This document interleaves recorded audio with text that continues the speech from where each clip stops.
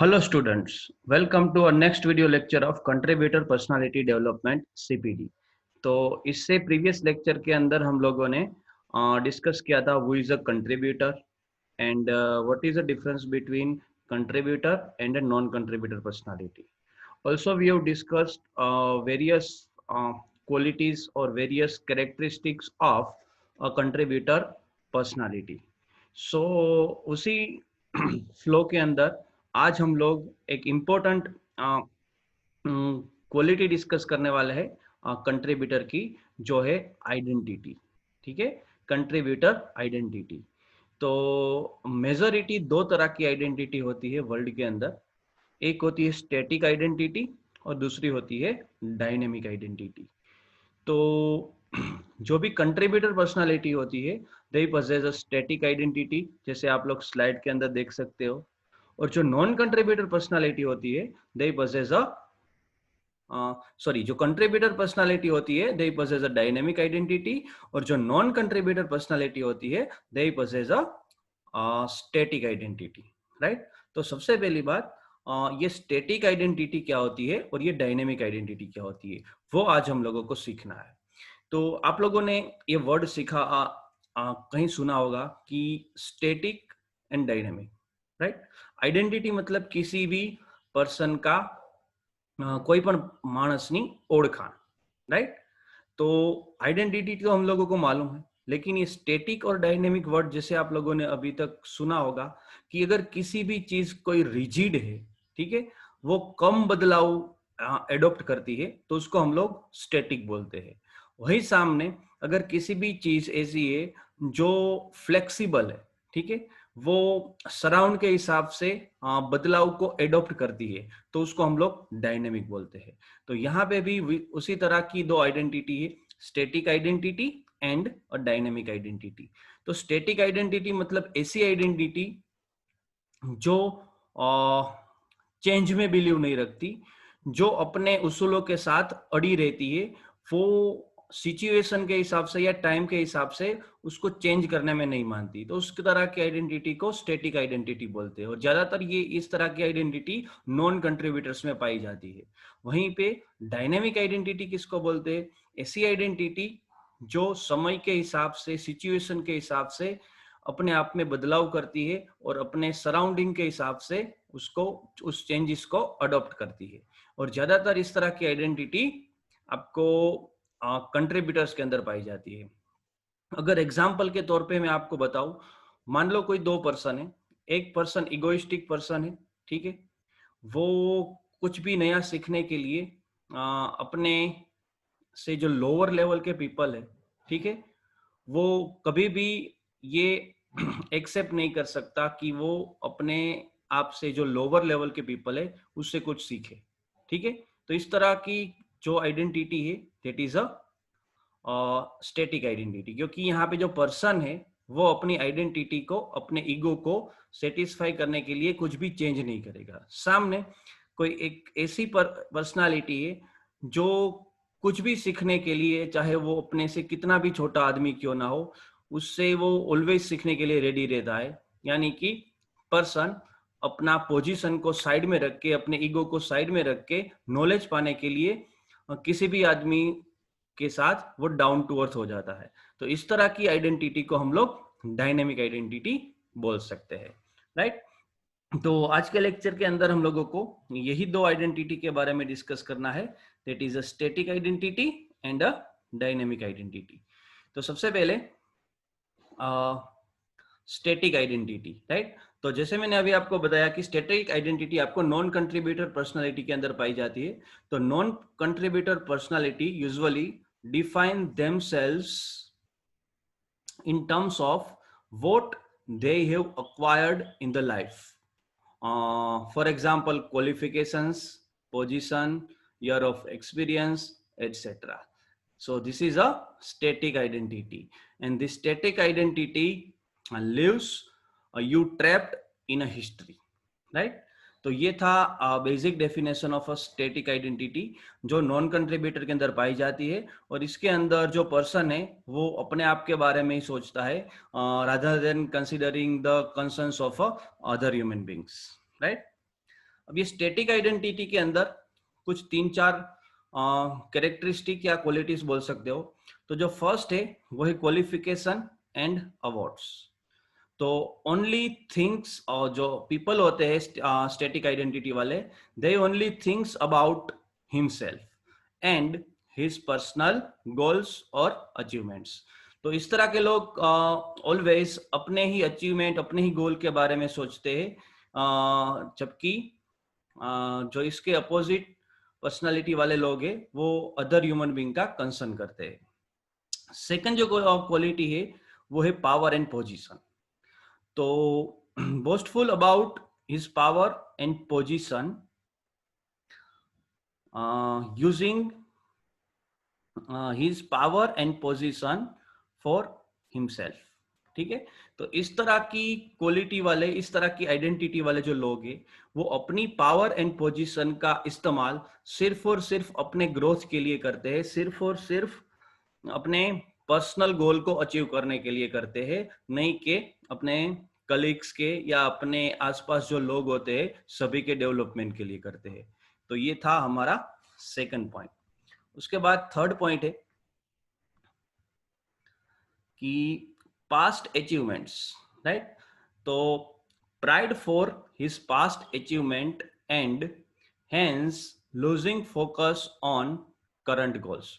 तो इस तरह के जो लोग होते हैं वो अपने पास्ट अचीवमेंट होते हैं उसको बार बार दोहराते हैं और उसके लिए वो प्राइड फील करते हैं, और वही चक्कर के अंदर वो अपने प्रेजेंट के जो गोल्स है उसके ऊपर फोकस खो देते हैं।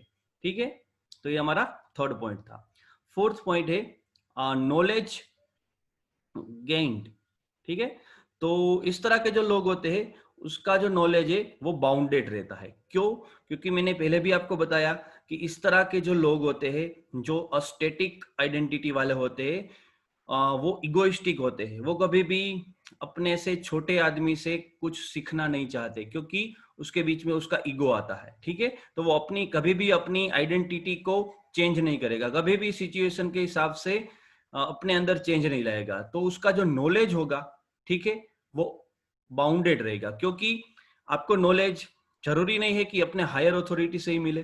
ठीक है, अपने से लोअर अथॉरिटी से भी मिल सकता है। तो इस तरह के लोगों को लोअर अथॉरिटी से नॉलेज पाने के लिए ईगो बीच में आता है। तो इस तरह की पर्सन्स जो होते हैं जो स्टैटिक आइडेंटिटी पोजेस करते हैं उसका जो नॉलेज होता है वो बाउंडेड होता है। तो ये सारी की सारी जो क्वालिटी थी वो एक स्टैटिक आइडेंटिटी की थी, जो कि नॉन कंट्रीब्यूटर पर्सनालिटी को बोल सकते हैं। नेक्स्ट है डायनेमिक आइडेंटिटी। तो contributor define themselves in terms of what they will become or accomplish. Example: capacity to deliver, commitment and ownership of the organization's purpose, etc. ठीक है, और इस तरह की जो आइडेंटिटी होती है डायनेमिक आइडेंटिटी, उसके अंदर जो पर्सन होते हैं वो अपनी पास्ट ग्लोरी या पास्ट अचीवमेंट को के बारे में ज्यादा ना सोचते हुए जो करंट सिचुएशन है, जो फ्यूचर के अंदर उसको गोल हासिल करना है, उसके ऊपर ज्यादा फोकस करता है।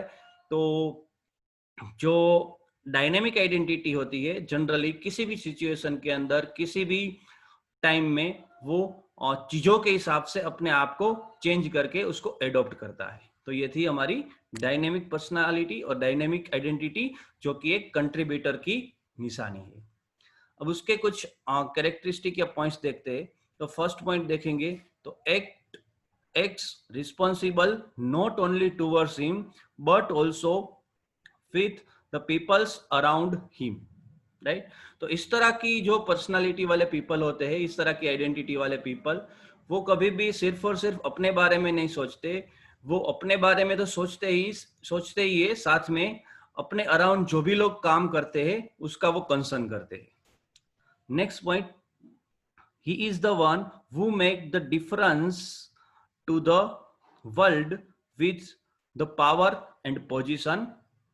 ठीक है, प्रीवियस आइडेंटिटी में हमने देखा था कि जो स्टैटिक आइडेंटिटी वाले पीपल होते हैं वो अपना पावर एंड पोजीशन का यूज सिर्फ अपने पर्सनल ग्रोथ के लिए करते हैं, अपने पर्सनल गोल को अचीव करने के लिए करते हैं। वाइल जो कंट्रीब्यूटर्स होते हैं, जो डायनेमिक आइडेंटिटी वाले पर्सन्स होते हैं, वो अपनी पावर एंड पोजीशन का यूज दुनिया में कुछ कर गुजरने के लिए करते हैं, अपने पास जितने भी लोग हैं सबके डेवलपमेंट के लिए करते हैं। तो ये हमारा सेकंड पॉइंट था। उसके बाद थर्ड पॉइंट है कि not proud about his past glories और previous glories and looks for further achievement. तो हम लोगों ने स्टैटिक आइडेंटिटी के अंदर देखा था कि जो स्टैटिक आइडेंटिटी वाले लोग होते हैं वो अपने पास्ट के अचीवमेंट को बार बार दोहराते हैं और उसी चक्कर में वो अपने जो करंट वर्क होता है, जो फ्यूचर वर्क होता है, उसके ऊपर फोकस खो देते हैं।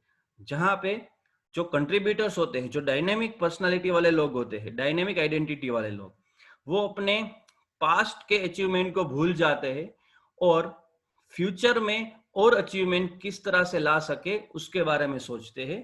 तो ये हमारा थर्ड पॉइंट था। उसके बाद लास्ट पॉइंट है having the willingness to learn and grow. ठीक है, तो जो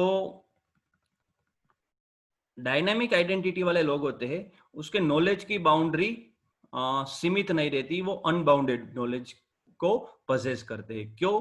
क्योंकि जो डायनेमिक आइडेंटिटी वाले लोग होते हैं वो कभी भी अपने से लोअर लेवल के जो लोग होते हैं उससे भी कुछ सीखने के लिए इगोइस्टिक नहीं रहते, वो कभी भी किसी से भी कुछ ना कुछ सीखने के लिए विलिंगनेस दिखाते हैं। इसीलिए उसका जो नॉलेज है वो दिन प्रतिदिन बढ़ता जाता है। वेर एज जो स्टैटिक पर्सनालिटी वाले लोग हैं, स्टैटिक आइडेंटिटी वाले लोग, वो इगोइस्टिक होते हैं।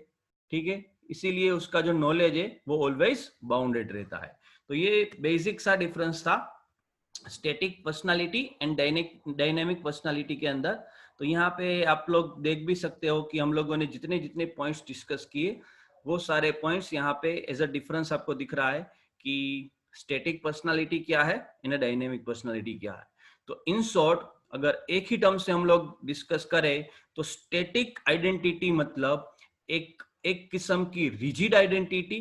ठीक है, और वो आइडेंटिटी वाले लोग अपने आप को सिचुएशन या फिर टाइम के हिसाब से चेंज को एडेप्ट करने में नहीं मानते हो। Whereas dynamic personality is a personality in which जो पीपल होते हैं वो अपने आप को समय या फिर सिचुएशन के हिसाब से चेंज करते हैं, उसको अडॉप्ट करते हैं और हो सके तो वो सिर्फ अपना ग्रोथ नहीं, अपने आसपास जितने भी लोग हैं सबका कंसर्न करते हैं। तो ये बेसिक डिफरेंस था स्टैटिक एंड डायनेमिक आइडेंटिटी। और जो स्टैटिक आइडेंटिटी होती है ज्यादातर वो नॉन कंट्रीब्यूटर का इंडिकेट करता है, वेयर इज जो डायनेमिक आइडेंटिटी होती है वो ज्यादातर कंट्रीब्यूटर को इंडिकेट करता है। तो आज के लिए इतना रखते हैं। तो आज हम लोगों ने क्या सीखा? A basic difference between static and dynamic identity, right? तो मिलते हैं नेक्स्ट वीडियो के अंदर, तब तक थैंक यू।